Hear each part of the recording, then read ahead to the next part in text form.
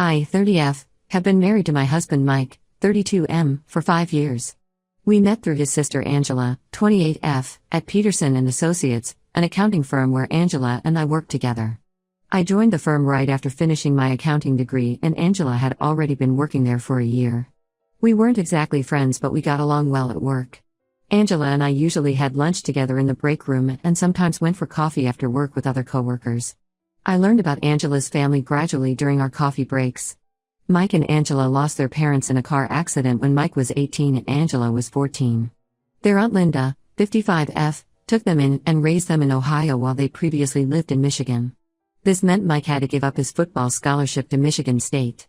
He started working 2 jobs, at a warehouse during the day and as a bartender at night, while taking online classes to complete his business degree.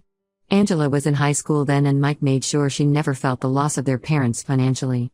He paid for her college education by working extra shifts, and even helped her get the job at Peterson and Associates through one of his warehouse contacts. I had my own share of family problems. My mom raised me alone after my dad left us when I was 3. She worked as a nurse and did everything she could to give me a good education. She got sick with cancer during my 2nd year of college and passed away 6 months later. I had just gotten out of a 2-year relationship where my ex cheated on me with his coworker.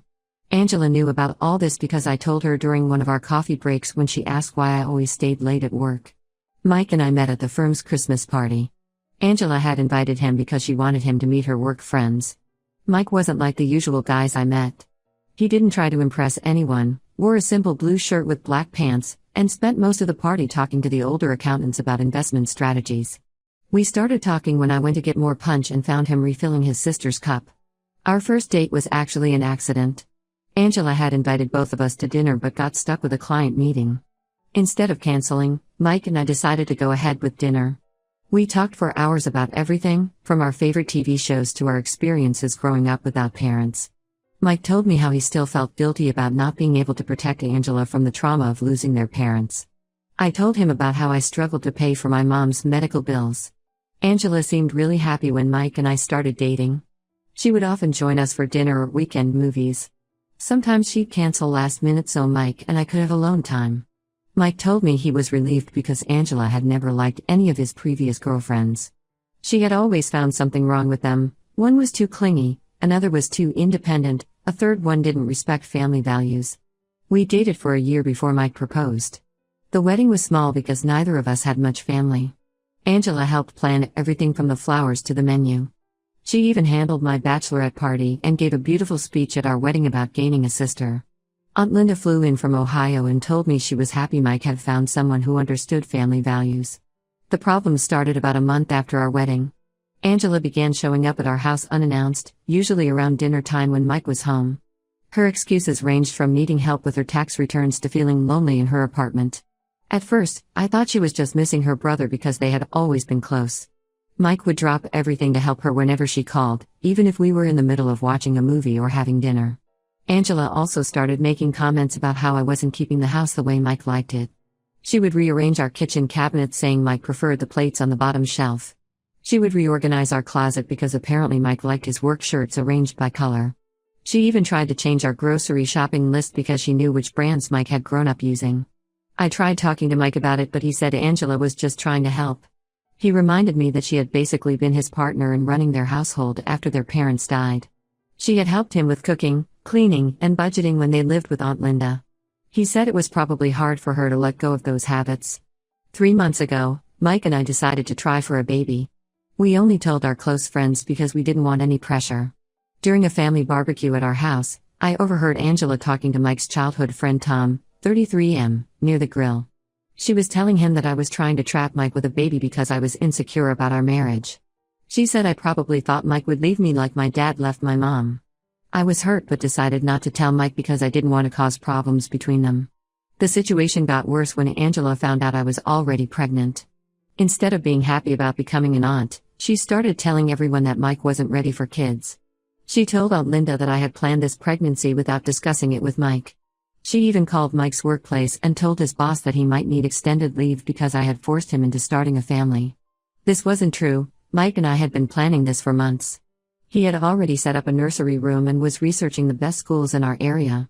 Update 1: Angela lost her job at Peterson and Associates, But the way it happened was even worse than I initially explained. After security removed her that first time, she started a full campaign of harassment at my workplace. She would arrive at 7 a.m. and sit in her car in the parking lot, watching everyone who entered the building. She approached my co-workers when they arrived, telling them she was worried about her brother and needed their help. She cornered Beth from accounts payable in the parking garage and spent an hour telling her about how I had supposedly trapped Mike into marriage. She told Beth that Mike had been planning to propose to his ex-girlfriend before he met me, and that I had manipulated him by talking about my dead mother. Beth reported this to HR, but Angela kept finding ways to contact different employees. Angela started sending emails to the entire office using her old work email address before IT could deactivate it.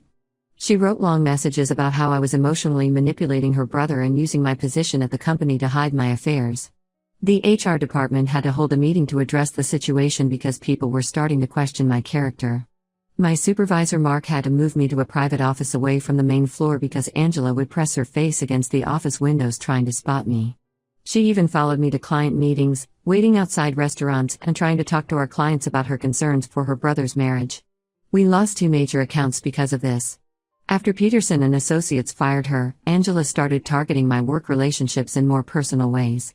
She found out where my coworker Brad lived and left notes on his car warning him that I was going to accuse him of harassment like I had supposedly done at my previous job. She made up complete stories about my work history and sent them to every accounting firm in the area. The recordings she made in our house were more extensive than we first realized. She had been collecting them for over 8 months, starting right after our wedding. She didn't just hide devices, she wore a recording pen whenever she visited. She recorded every family dinner, every casual conversation, and even arguments Mike and I had about normal marriage stuff. Angela spent weeks editing these recordings. She would take bits of different conversations and piece them together. She made it sound like I was planning to get pregnant to access Mike's inheritance from his parents. She created clips where it seemed like I was mocking Angela's grief over losing her parents. She even edited conversations to make it sound like I was admitting to cheating on Mike with multiple coworkers. The fake social media accounts she created weren't just random profiles. She made detailed fake accounts pretending to be my college classmates. She went through my old yearbooks that she found while snooping in our house and used real people's names. She contacted my actual college friends pretending to be other classmates, telling them she had proof I had cheated on my exams and bought my way into the accounting program. When Aunt Linda confronted her about all this, Angela's real issues came to light. She had been dating James, Tom's brother, since before our wedding. James was a partner at his law firm and had promised to leave his wife once he made senior partner. Angela had been planning their future together, even putting a deposit on an apartment near his office. James's wife found their messages on his iPad and confronted him at a family dinner. Instead of leaving his wife like he had promised, James told everyone Angela had been stalking him and threatening to tell his kids about their affair. He got a promotion to the main office in Chicago and moved his family there within a week, leaving Angela with an apartment lease she couldn't afford and a ruined reputation in their social circle. Update 2: After losing both her job and James, Angela's life fell apart completely. She couldn't afford her $2,000 monthly rent for her downtown apartment anymore. She had leased a BMW last year trying to impress James's law firm colleagues, so she had to break the lease and pay a huge penalty. She sold most of her furniture and designer clothes on Facebook Marketplace just to cover her bills. She moved to Oak Meadows Apartments, probably the worst complex in town. The place was known for drug deals and police raids. Her drinking got out of control there. She would start at breakfast with vodka in her orange juice. Her new neighbors complained about her sitting in the building hallway at night, crying and calling Mike's name. Mike changed his phone number 3 times in 1 month. The first time, Angela got his new number from his gym membership account. She pretended to be his wife and convinced the staff to update his contact details. The second time, she befriended the receptionist at his office by bringing her coffee every morning for a week until she shared his number. The third time, she followed his Uber driver home and paid him $100 for Mike's number. She got banned from every bar within walking distance of her new apartment. At Murphy's Pub, she tried to seduce the married bartender by claiming she was a lawyer too, just like James. At the Blue Room, she got into a fistfight with a woman who looked like Tom's wife. The Royal Oak had to call the police when she passed out in their bathroom and refused to leave. Our neighbors started getting concerned about their safety. Angela would park her beat-up Honda, she had to trade in the BMW, on different streets around our house and watch our movements. She convinced Mrs. Parker, our 70-year-old neighbor, that she was conducting a police investigation into financial fraud. Mrs. Parker started keeping a log of when we left the house and gave it to Angela. She got a job as a waitress at Denny's but showed up drunk most days. She would tell customers long stories about how her brother had been brainwashed by his wife. When families with kids came in, she would cry at their tables about how Mike's future children would never know their real aunt. The breaking point came after she lost the waitressing job. She showed up at our house at midnight, completely wasted. She was wearing her old bridesmaid dress from our wedding, now stained and torn. She kept screaming that she needed to save Mike from my black magic. Apparently she had been watching YouTube videos about witchcraft and convinced herself I had used spells to steal her brother. When we wouldn't answer the door, she tried breaking in through every window. She used her credit card on the back door like she had seen in movies. When that didn't work, she tried breaking a window with her high heel. That's when we called the police. They found 3 empty vodka bottles in her car and a notebook full of drawings of Tom's face. The police officer who arrested her was actually Tom's cousin Kevin. Angela didn't recognize him in her drunk state and started telling him everything. She confessed that she had been in love with Tom since she was 15. The year their parents died, she had tried to kiss Tom at Christmas dinner. Tom stopped her and said she was like a sister to him. Every boyfriend Angela had since high school was somehow connected to Tom. She dated his college roommate, his co-worker, and even his personal trainer.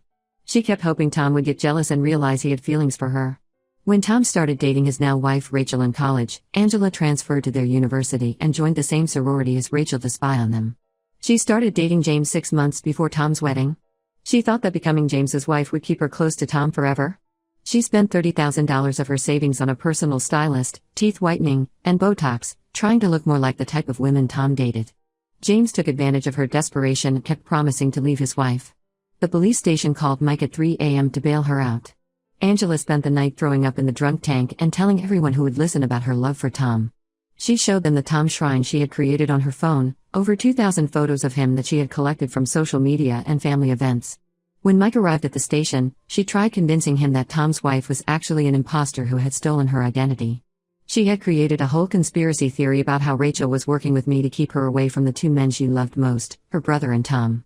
The station's social worker recommended a mental health evaluation, but Angela refused.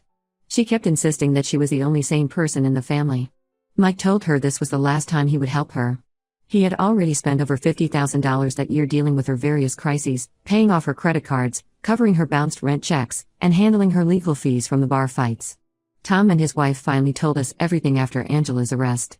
Over the past 5 years, Angela had sent Rachel hundreds of threatening letters using different handwriting styles. She would order pizza deliveries to their house at 3 a.m.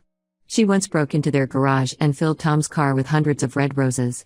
Rachel had been documenting everything but didn't want to upset Mike by reporting Angela. Update 3: Angela's arrest was finally the wake-up call she needed. Her new apartment kicked her out after the incident.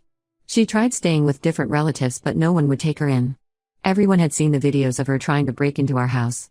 She ended up renting a room in a shared house with 5 strangers. Aunt Linda visited her at the shared house and said the place was a mess. Angela had been sleeping on a mattress on the floor and living off ramen noodles. She lost her waitressing job at the diner because she kept showing up late. Her roommates complained about her crying all night and talking to herself. Last week, Aunt Linda forwarded us a long email from Angela. She wrote about how she had always depended on Mike after their parents died. She felt abandoned when he got married and started his own family. She admitted that she tried to destroy our marriage because she thought she would get her brother back. Angela also wrote about her obsession with Tom. She said watching Tom get married broke something inside her. Dating James was her way of staying in Tom's life. When that fell apart, she couldn't handle seeing everyone else happy and successful. The email ended with Angela saying she was moving to California to live with her college roommate. She found a job at a small accounting firm there. She asked us not to reply, she just wanted us to know she was sorry for everything. Mike read the email but didn't respond. Aunt Linda stays in touch with Angela's roommate in California. Apparently Angela has been sober for 2 months now. She goes to group therapy twice a week and shares an apartment with her roommate near the beach. She deleted all her social media accounts and changed her phone number. Mike says he might consider talking to Angela again in a few years, but right now we're focused on our baby boy who's due next month. Some family members think we're being too hard on Angela. They say she's trying to change and deserves another chance. But we've learned that forgiveness doesn't mean you have to let toxic people back into your life. We're happy with our decision to keep our distance, at least until Angela proves she's really changed. Tom and his wife are going to be our baby's godparents. Angela doesn't know this yet and probably never will. We finally found peace in our lives and we're not letting anyone disrupt that again.